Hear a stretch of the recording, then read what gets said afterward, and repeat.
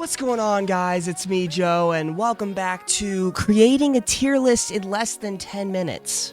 Stop the cap. Stop the cap right now. Stop the cap. Today, I'm going to be taking every single game that I've played, and I'm going to be putting it on a tier list. Some of these games are similar to each other, where others are not, because some of these games are not comparable to each other, but I'm going to best rate them all into how much I enjoy the game. And, of course, this is all my opinion, so if you think differently, it's okay. This is just what I think and my opinions on all of these games that I have here, and I might not have the game that you guys are thinking of, or your favorite games. So let me know about your favorite games down in the comment section. So let's start with some of my favorite horror games that I have on this list. Let's start with Project Playtime. I haven't played this game in a really long time. I know there's been a lot of updates to the game. They still haven't added a new monster, which I find is very interesting. They just keep adding reskins for the same monster. And if you guys don't know, Project Playtime is another game in the Poppy Playtime franchise where you and a crew of people get on a train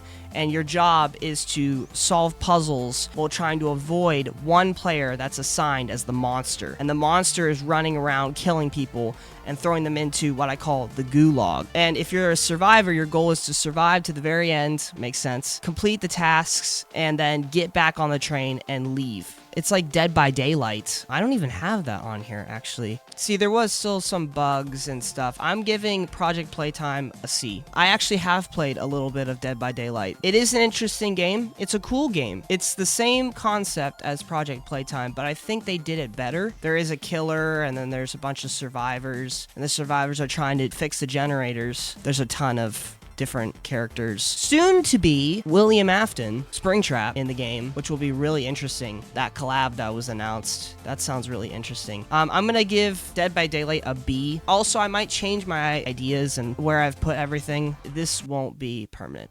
The next one, let's talk about The Return to Bloody Nights. This game is a FNAF fan game. I played it on my channel. You can check it out. I'll leave the video in the description if you're interested. Essentially, this game is basically FNAF, but with different doorways and different light mechanics. So you can use the flashlight at the doorways, unlike the first Five Nights at Freddy's. It's done way better than the first Five Nights at Freddy's, in my opinion. It's just 100% scarier, because when you shine the flashlight down in the hallway, the animatronics will jump up in front of the doorway. Dude, that's like the scariest part. This is a really good game. I'm gonna put this A. Let's move on to Content Warning. Now, Content Warning is like Lethal Company. Instead, it's with a camera, and your goal is to go in and capture pictures and videos of monsters that are in like these weird locations. It's a really funny game, and it's fun to do with friends. I think it's a great use of your time and money. So this game specifically, if you play by yourself, it's just not as fun, but if you play with people, it just makes the experience just 10 times better. If any of these games have a multiplayer aspect, I'm assuming that you're playing with people. So I'm gonna give Content a B. Next we got Dark Deception. Now this game, I've played all the chapters that have been released. I'm still waiting on that last chapter. Come on, release it, please. I'm waiting. I love this game. I even go back to it sometimes. It is a huge time consumer. If you don't have a direction or plan, you'll be playing this game for at most to like 5 hours. And if you want to learn more about Dark Deception, go watch my videos and you can learn more about what the game is about and everything. I'm not going to go into much detail on some games because I'm trying to do this in like under 10 minutes. Let's go with Little Nightmares 2. I did play this on my channel as well. This game was fun. The concept is you're a small person in a big world, and there's just tons of monsters that are so much taller than you and bigger than you that are trying to chase you and kill you. And you find some friends along the way. You make friends exploring and trying to get to certain areas in the game. You're just kind of like wandering around, I guess. There's no real direction on where they're going. It's a really intense game. So I'm going to give it an A. Let's move on to some of the FNAF games. Let's start with Five Nights at Freddy's 1. This game is just nostalgic on so many levels because it was the first game. There was only one real big mechanic that you really had to worry about, was Foxy running down the hallway, and also to know when Freddy moves at like night 4 or something like that. You gotta listen to his voice. So there are a few difficult mechanics in this original game. Pretty simple, but yet it's still a good game. I'm gonna put it in C. Let's go with Five Nights at Freddy's 2. This game really stepped up and just added a ton more animatronics and became a lot more stressful. And there's tons of more mechanics. Instead of having doors to close, you now have to use your flashlight to protect yourself from Foxy. Having the music box, it keeps you viewing the camera so that animatronics can move. Because if you were to just stare down an animatronic, they don't move as long as you're looking at them. So, and then you also have the mask mechanic, which you put the mask on. If anybody's in your room, they'll leave. I'm gonna put it higher than the original because I think that it deserves it. Let's just keep going. FNAF 3. Now, this game I haven't really played much of. Kind of interesting only having one real danger and real threat, and that's Springtrap. An interesting game. I really found the repairing mechanic very interesting, where things can break and you have to repair. Like if your camera goes out, you gotta repair your camera. You gotta repair your audio. You know, all that stuff is really unique. Just the fact that there's only one animatronic just kind of makes it, I don't know, it takes away from the stressfulness that I'm normally used to with a Five Nights at Freddy's game. I'm gonna put this at C. Then we got FNAF 4. FNAF 4 is a scary one, to the point where I'm afraid to play it. I mean, if I played it more, I probably would not be scared as much, but that's like with every game. The more you play the game, the less scary it becomes. The door mechanic, I mean, it really hinges on audio cues and the audio at the door. If you hear him breathing, you gotta close the door. I know a little bit about how Foxy works. I'm gonna put this at B too. And now we're on to Sister Location, a great addition to the franchise because it really adds a whole different vibe. Because now you're not stuck in an office. You could now freely move around and do tasks. Of course, there's only a few points in the game where you can actually die. Ballora Gallery, Funtime Foxy's Auditorium. But it's fun. I'm gonna put it, I'm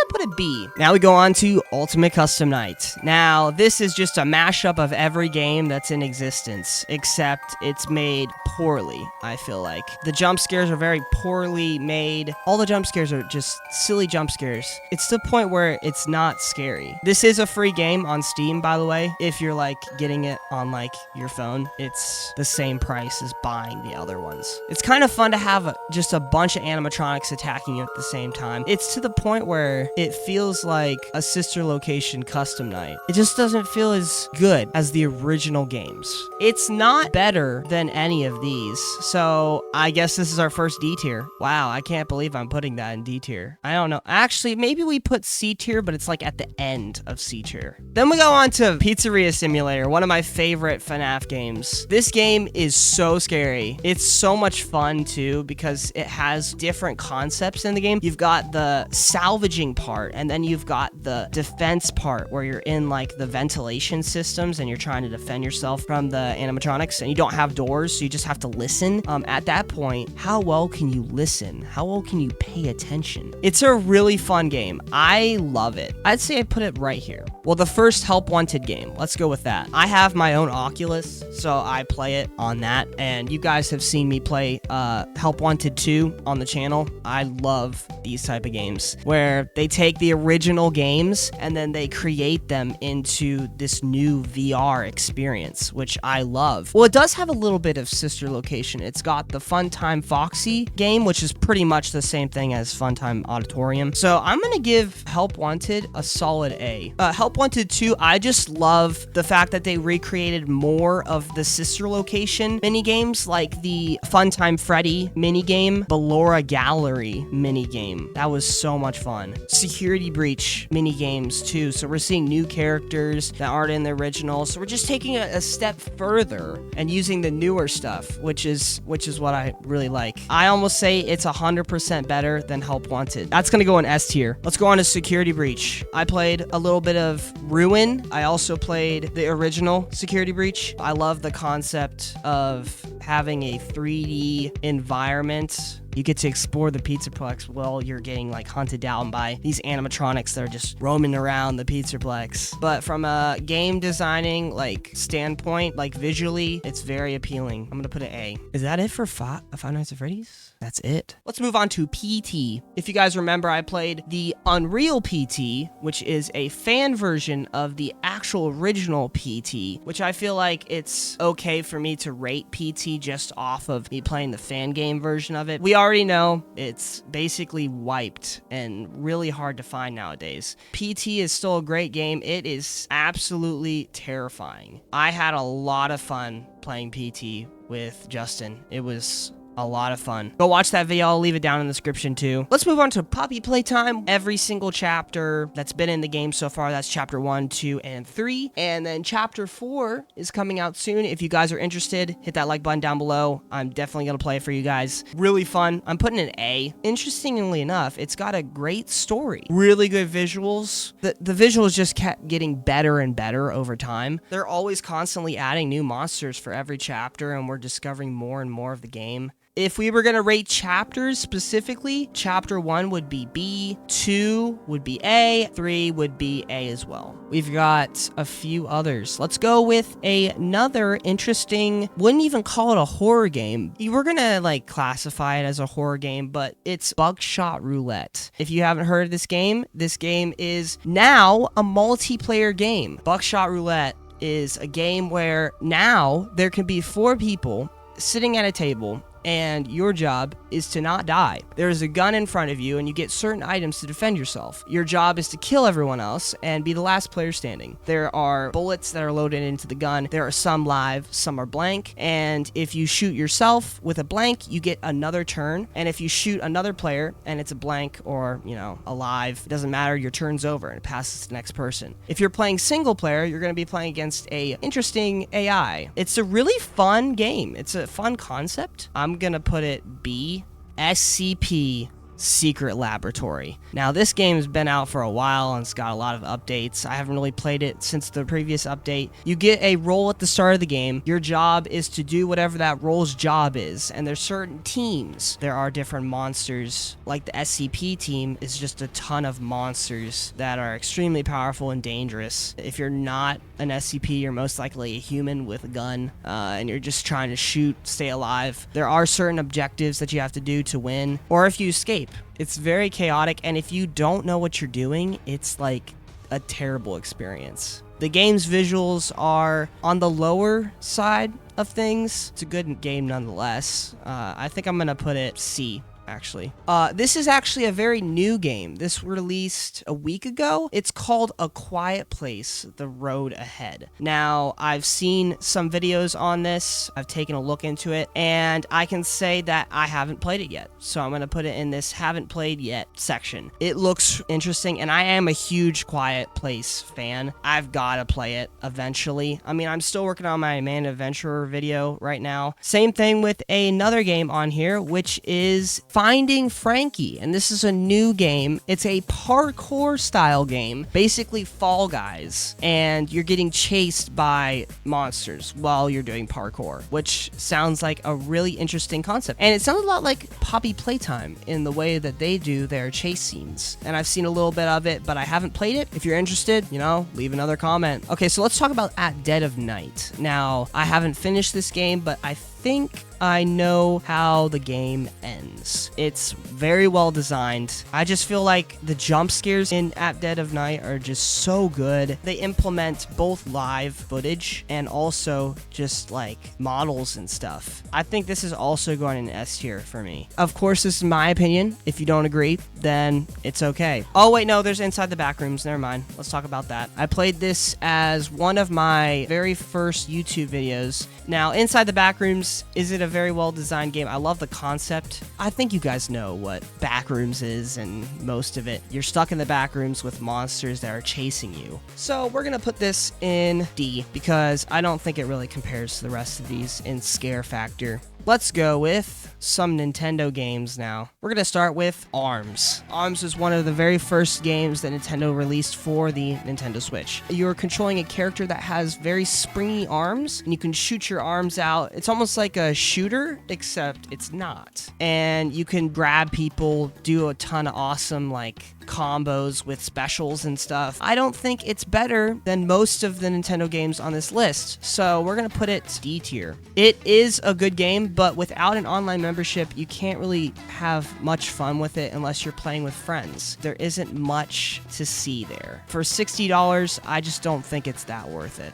Another very interesting game that I was very shocked by was Mario & Rabbids Kingdom Battle. This is a strategy game. I can't really compare it to another game because I don't know about another game that's really similar to this. And there's also a huge story with it too, which I haven't played the new one. I'm assuming that it's way better because it has more characters. I don't think I really got bored with the game at all, so I think I'm going to put it at A. Also, I'll throw up some clips of game footage so that you can kind of see what it's like. Mario Kart 8 Deluxe. Now, I have personally owned the original Mario Kart 8 on the Wii U. It's probably one of the best Mario Kart games out there. The deluxe version is the same thing, but has more tracks if you get the course pass. In that situation, it then becomes the best Mario Kart game that there is because it has literally every stage that's been in every single Mario Kart game. We're gonna put that in B. Let's go with Super Mario Odyssey. There's a lot of content in it. I love the visuals. I love Cappy. I love the ability to transform into enemies. I've always thought like, oh, what if I could control a giant dinosaur? Well, you can. It's a really fun, well-rounded game. I'm going to put it in A. I also picked up Super Mario Bros. Wonder, and I played it with my brother and my cousin. Super Mario Bros. Wonder just kind of elaborated on some things a little better and made things a lot more creative and very colorful, but I still wouldn't put it above any of the other Nintendo games on this list, so it's going in C. Okay, hear me out. I was thinking about adding some Nintendo games, and the very first one that came to my mind was Nintendo Land for the Wii U. This game is a gem. The only problem with this game is that it gets better when you're with friends. Oh, it is so much fun. There are enough games, competitive games, and there's also games where you work together as a team. It's fun because one person gets the gamepad and they usually have something special like they're running away from everyone else and everyone else has a Wii remote. You're just gonna have to see it for yourself. Look up a video on it. It is so much fun with friends. I'm gonna put it in A. Let's go with probably the best game on the Nintendo Switch right now, Super Smash Bros. Ultimate. I never really have gotten bored with this game. I've had it for a very, very long time and this game has really held up. The only problem is that some people, if you're playing with friends,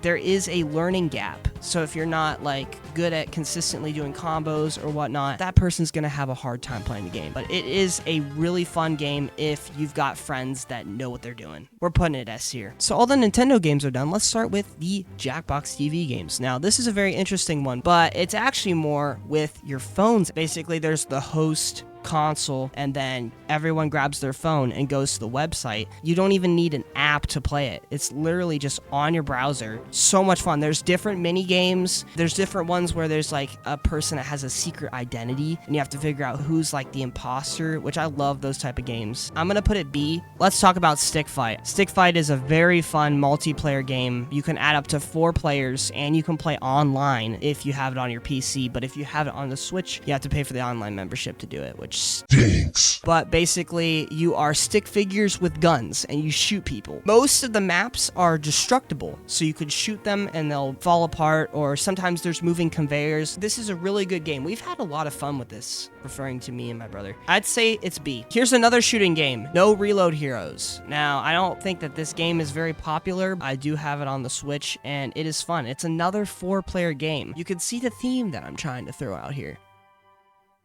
Get some friends if you don't have. This game really centers around teamwork. It's you and 4 people, and you all have different guns. You're gonna get perks throughout the game, and your goal is to get through every single level. There's enemies that are gonna try to kill you. Some have guns, and some are close-ranged melee enemies. Destroy them all with your guns, basically. This game is mad difficult. We've only gotten to like the second boss in the game. This is a good game. I'm gonna put it next to Stick Fight, I feel like. We're gonna put it in B. And I bet you guys all saw that I put Minecraft on this list. Why not? It's a great game. It's very creative. It's another world expansive game where you can just explore the world and find things. Go underground, go mining for diamonds. You can even go into creative mode and make some really awesome stuff with blocks. And I don't think anybody in this world does not know what Minecraft is. I'm gonna put it A.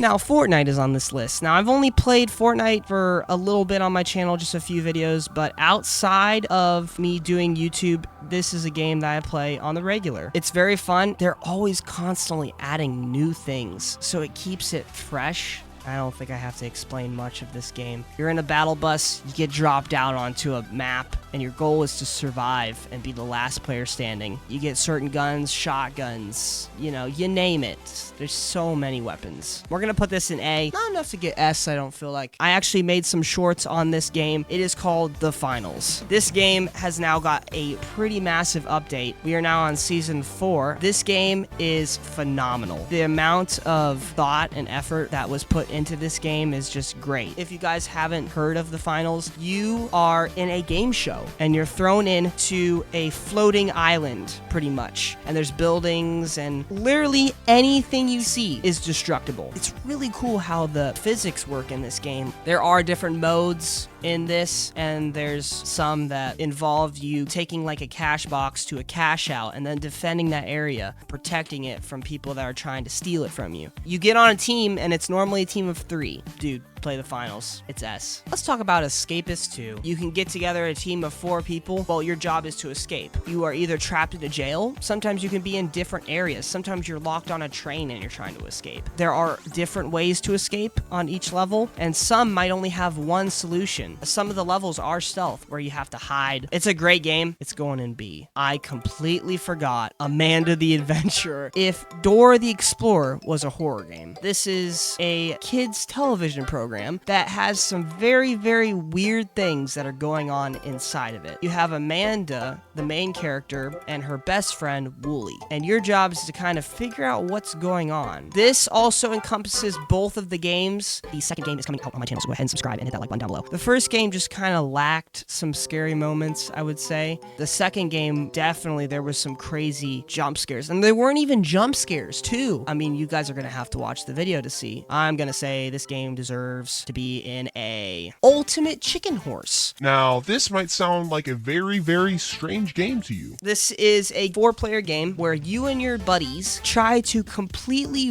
ruin your relationship. The goal of the game is to get from one place to another as fast as possible. You need to be there before everyone else gets there. And if you do, you get more points. There are different items that you can get to prevent players from getting to that place. They can be simple obstructions, but some are projectiles, like a bow. Some objects can be sticky. This game is so much fun playing with friends. It is so much better than any of the other multiplayer games that I have on this list. It makes some hilarious moments. We're gonna put this in A. Fall Guys never really attracted me, I feel like. Your goal is to get to the end finish line before everyone else does and qualify and be the last player standing. Yeah, it's basically a parkour game. It's a free game, so you got nothing to lose, but I still don't think that it's anything better than anything else on this list. I'm putting it D. Hear me out. Let's talk about Genshin Impact. I started playing this game on my phone, actually, from a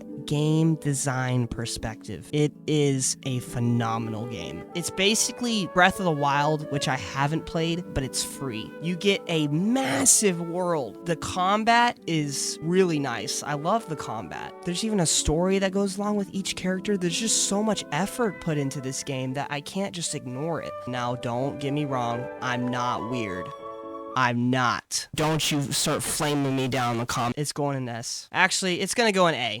It's gonna go in Hidden in Plain Sight. That's another gem. This is not a very common game, I don't feel like. You can get it on the Nintendo Switch, and that just makes it super easy to take it anywhere and play it with anybody. There's a ton of mini games in it, so your job is to blend in with all the NPCs around you and make it look like you're one of them. There's certain modes where one person might be looking for you and trying to figure out, is this a real person or is this an NPC? It's a great party game, and by the way, it's for 4 players, and I'm gonna leave this at B. So let's talk about Among Us and Goose Goose Duck, because they're both pretty much the same game. You gotta figure out who the imposter is. You're all thrown onto a ship. One of you is secretly a killer, and you have to figure out who that is before they kill everybody. Goose Goose Duck is just all around better because it's got proximity chat. It has new roles, way more than Among Us has right now currently. So it's just an all-around better option. It's also free, and you can download it both on Android and pretty much everything. Among Us, it's going to go in B, and Goose Goose Duck is going to go in the end of A. The last game that I have on the list, I left it for last. This is Street Fighter. This does kind of encompass every Street Fighter game, and if you guys don't really know much about Street Fighter,